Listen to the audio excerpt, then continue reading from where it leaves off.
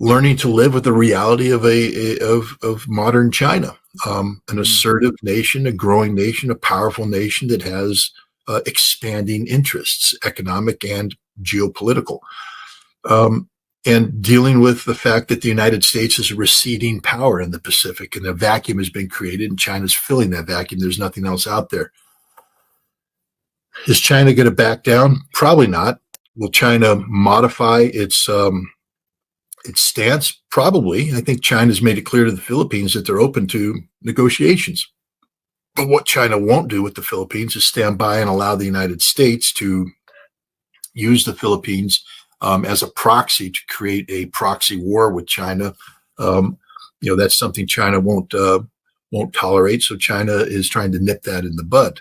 I think there's been some progress. The two sides are talking right now. We'll see where it goes. It doesn't matter. It doesn't matter what I think about South China Sea and China. What matters is the reality. I mean, again, if you're dealing with foreign policy and stuff, if you want to make the world that which you only support that which you agree with, then you're not going to find much. The fact is, China has asserted its presence in the South China Sea in strong defense of the 9-dash line. It's created a new reality, and that new reality has to be dealt with. I think the goal here is to avoid war. And so I think we're going to have to adapt to the fact that that is going to be what China wants it to be. Can we work with China to soften the edges so that it's more acceptable to its regional neighbors? That would be the responsible policy of the United States. Instead of telling China, go away, to sit there and say, well, let's work out a deal where the Filipino fishermen whose livelihood depends on access to these waters can have unfettered access in a demilitarized zone, something of that nature.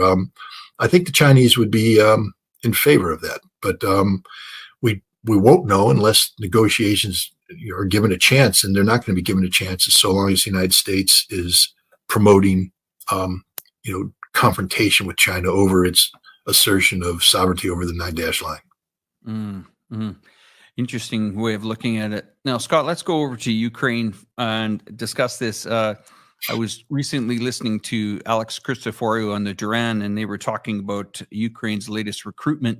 Their goal was to have another 100,000 men be trained up, and they were going into the prisons and trying to recruit. They thought they would get large numbers, and they're barely scratching the surface of about 10,000. I mean, at these numbers, trying to, take guys off the street, I mean, to go and fight, even guys in prison don't want to go to, put uniforms on and fight.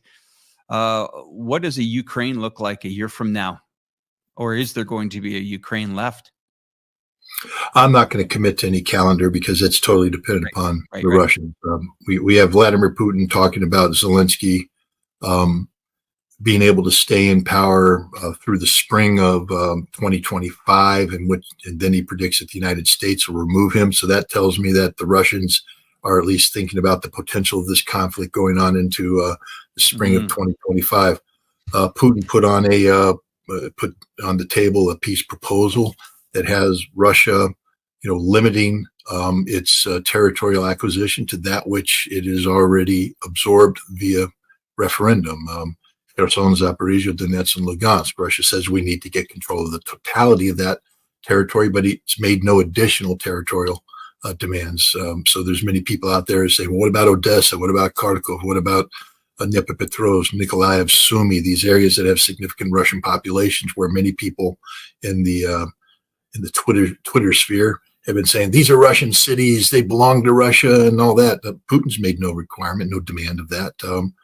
So what does Ukraine look like? I think Putin has said the key is Ukraine. What does Ukraine want Ukraine to look like? Because we know what the best case scenario is that they'll never see Crimea and these 4 territories that constitute New Russia again. They've lost those forever. If they want to continue to play stupid games, they may lose Odessa, may lose Kharkov, because Putin said, this is the best deal you're going to get. The next deal is going to be dictated, not negotiated. It'll be unconditional surrender. And you may see Odessa, Kharkov, and other territories not there. But, all those people, they act as if taking Odessa is easy. They act as if taking Kharkov is easy. It's not. It's war. People talk about the Ukrainians taking people off the streets, emptying the prison cells. You know what those are for, don't you? That's to throw people into the front lines right now, to plug holes, to buy time with bodies. But how many people picked up on the fact that Zelensky said, we have 14 new brigades? These brigades aren't recruited from prisoners. These brigades aren't recruited from the people they tap on the head and throw in. These brigades are recruited from Ukrainian men who, for the most part, either responded to service or volunteered. There are still patriots in Ukraine who volunteer to serve. And, for its 14 brigades, we're talking about 70 to 80,000 troops. Now, they don't have equipment. They're probably not fully trained, but many of them have been trained in Europe, are still being trained. Remember, NATO didn't just go away. All those training activities have been in place. People training in England, Germany, Poland, France, etc., still going on. And so, Zelensky said, we have these 14 brigades. If we can get equipment for them, maybe we can launch a counterattack. 14 brigades is a lot. The Ukrainians raised 12 brigades for the 2023 counterattack. Now, they were all ground down, worn out, thrown away. 14 brigades. If they get the equipment, they'll be able to continue the fight. Now, are they going to succeed? No, they're not going to succeed. They're just going to go into what is a war of attrition. And a war of attrition is just that, grinding each other down. So if you're going to throw in 14 new brigades, 70, 80,000 troops, the war will continue until you grind them down. And that's where we are with Russia. Now, Russia's thrown in some interesting twists this winter. I think Russia's made a decision to shut down the Ukrainian power grid going into the winter. They've already taken out over 50% of it. By the time winter comes along, they may have taken out most of the remaining, which means that Ukraine will not have any electricity, no running water this winter. That may break the society, and that's sort of what Russia needs right now. They need the Ukrainian people to quit fighting, quit resisting, quit supporting Zelensky. And then we'll see what happens. Now we come into Putin's equation of what happens to Zelensky come spring. The Russians have made the calculation that Zelensky is not a constitutionally elected president anymore. He's literally a man ruling by martial law, a military dictator. The Ukrainian people can put in a counter argument is that in time of war, we can't have elections. This is what the Constitution permits.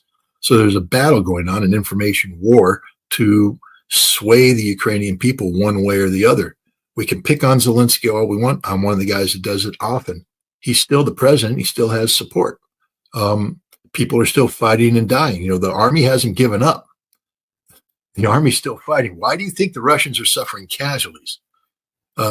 I've been around hard soldiers before, hard Marines. And I'll tell you, soft soldiers don't fight. Soft soldiers find a way to put down their weapons and run away. Hard soldiers hold the ground even when they know they're going to die.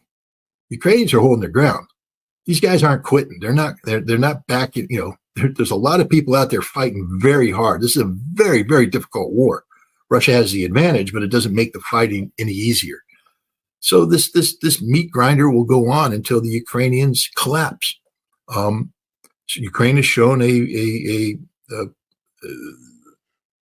almost admirable ability to continue to resist. But again, history is an amazing thing. Let's take a look at Germany.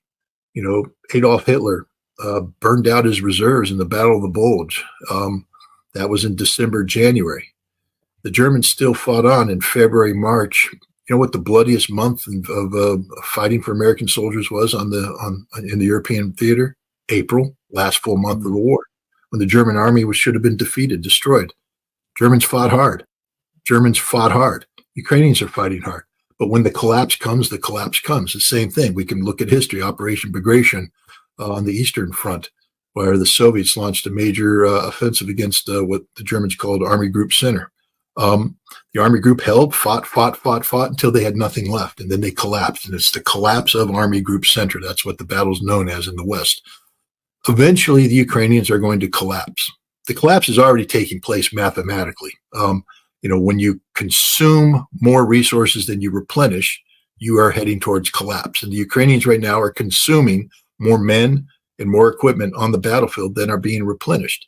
And unless that trend is reversed, and this is why Zelensky talking about an emergency requirement for 100 to 200,000 troops to keep the collapse from happening. But right now, the Ukrainians are heading towards collapse. This conflict is not a sustainable conflict for the Ukrainians. It's a very sustainable conflict for the Russians. Now, Scott, you spoke about infrastructure. I mean, is there rules of war where, the international community say, look, you can't go after civilian electricity grids. You can't go after that infrastructure. Are we talking about the same thing here? Or are we just, is that just a strategy? Maybe the Russians will go after what they feel is, infrastructure that is allowed. Who says you can't go after electric grids? There's no law of war that says that. We blew the crap out of the Iraqi electric grid in 1991. I was just designed to break the will of the enemy to fight. It's war, baby. No, you can blow the hell out of anything you want. If it's dual purpose, if electricity powers a factory, if electricity powers communications, if electricity puts light on in the building of the command structure, shut it off. No, it's not a war crime to take out power plants. It's not a war crime. No, not at all. Not even close. How about let's say tracks, railway tracks? I mean, blow the crap out of them if you want to. It's communications. It's line of communications. It's war. So why aren't they blew the hell out of German railroads in World War II? Was that a war crime? No. Chinese partisans blew up Japanese communications. No. Stopping the enemy's ability to move is a legitimate function. But let's say, railway grids, tracks, highways. I mean, why hasn't Russia, all this artillery and all these machines, tanks, missile systems, and that are coming in through either rail, road, or by air? Why can't they just take it out? Russia's not at war with Ukraine. What part of that doesn't people understand? Okay. Russia's not at war with Ukraine. It's called a special military operation for a reason. It's a limited scope conflict. If this was war, this would be fought completely different. Completely. First of all those people that are tweeting from Kiev and from Lvov out there doing their little social media, they wouldn't be able to do it because there'd be no power. They'd probably be dead because if they're tweeting, they could be detected and then you blow them up. You shut down communications. You shut down the internet. You make the nation go dark. Turn it into the Stone Ages. That's what you do if you're going to win a war. Russia's not at war with Ukraine. Russia is seeking to compel Ukraine to accept terms at a peace table that achieve Russia's objectives of demilitarization, that is, making sure that nothing about Ukraine has anything that sniffs of NATO, and to making sure Ukraine is permanently neutral. It can't join NATO. Those are the Russian objectives, and to get the Nazis, to get the Banderas out of power. But other than that, Russia's not out to. Russia understands that at some point in time, this war will end. And when I talk to Russian leaders and Ukrainian leaders who are sympathetic to the Russian cause, the ideal objective for Russia would be to absorb Ukraine into a political economic union like they have with Belarus. Mm-hmm. If you're going to do that, you sort of want to minimize the reconstruction costs. If you're going to own it eventually, you don't want to destroy it. And so Russia plans on owning Ukraine. And therefore, they're not going to destroy all the stuff that they'd end up having to rebuild. This is the interesting thing. And I think for the viewers here, I'm the host of this program. I'm not here to give the insights on this. And when I ask questions like that about Scott, these are some of the questions that you have, the viewers. I did have many people ask me, why didn't, and you've answered it systematically for me, and I appreciate it, Scott. But I had a lot of viewers say, why haven't they taken out this grid? Why haven't they done that? And it's a question that I think most people are led by the mainstream media to feel that, it's a war crime. That I'm just telling you that's what the average Joe Blow feels like, that, or is told that. Unless it's explained. And I appreciate for you taking the time to explain that. I know it's an easy answer for you, but for a lot of people, some of us just don't understand, this war of attrition, why this didn't. I had actually somebody here at dinner the other night, and he kept saying to me, "Oh, they were within a few miles of Kiev, and then they gave up." I mean, I don't know how to answer a question like that, but I would just say, that wasn't your. Go ahead, Scott. Was he on the Russian general staff when they planned that operation? Not at all. Was I? No. Are nations capable of spinning things to their advantage? Yeah. What we do know is that the Russians intended to compel the Ukrainians to the negotiating table in rapid order. We know that. We know that Russia initiated a military campaign designed to put maximum pressure on Ukraine. We know that Russia put a heavy emphasis on, threatening Kiev. Were they planning on taking Kiev? No. First of all, you can't take Kiev. when you put 80,000 troops around Kiev, and it's a city of millions, literally, you can't. It's stupid to talk about that. Were they seeking the collapse of the Ukrainian government? Perhaps. Maybe they were seeking something. The indications are they were trying to take Hostomel airfield and then use that as a base to do a rapid strike into Kiev, maybe a decapitation strike or something. We don't know because the Russians have never come out and said this is what we were doing. We do know that the negotiations that the Russians were having with the Ukrainians throughout the month of March, moving up into April, when these battles were being fought around Kiev, all hinged on Russia leaving, meaning that Russia wasn't there to stay. And so when people say, then Russia quit, understand that Russia quit because of the negotiations. The negotiations were as a good faith measure, as a gesture to show the Ukrainians that Russia was serious about this. Russia agreed to withdraw from Kiev. Now, did they withdraw having achieved all of their objectives? We don't know because the Russians have never articulated their objectives. People can make a case either way. I've seen the Ukrainians make a very compelling case that their resistance stopped the Russians cold. That there was a lot of heavy fighting, that Russia wasn't able to move on. And that's viable given the fact that Russia committed relatively few resources to this. We also know that there was a period of time where Russia was grinding the Ukrainians down to next to nothing, and they had a whole line of vehicles ready to move on, and they didn't do anything. Why did they halt?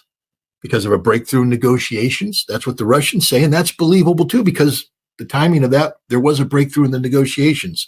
The bottom line, though, is that the war is where it is today. The Ukrainians can create a victory where none exists, or claim a victory where they had one, but the strategic impact is nil if the Russians never planned on taking, holding, and absorbing Kiev. Russia, at that time, we know, only wanted one thing, and that is to take back Donetsk and Lugansk, to liberate that from Ukrainian influence. We know that because the Russians, in articulating their terms of peace, were willing to give back Kherson and Zaporizhia. And so the Russians weren't planning on keeping these. They only kept these when Boris Johnson flew in and said, "No, you can't accept that peace treaty." NATO poured in $50 billion worth of men and materiel. And in September, the Ukrainians launched a counterattack that took the Russians by surprise.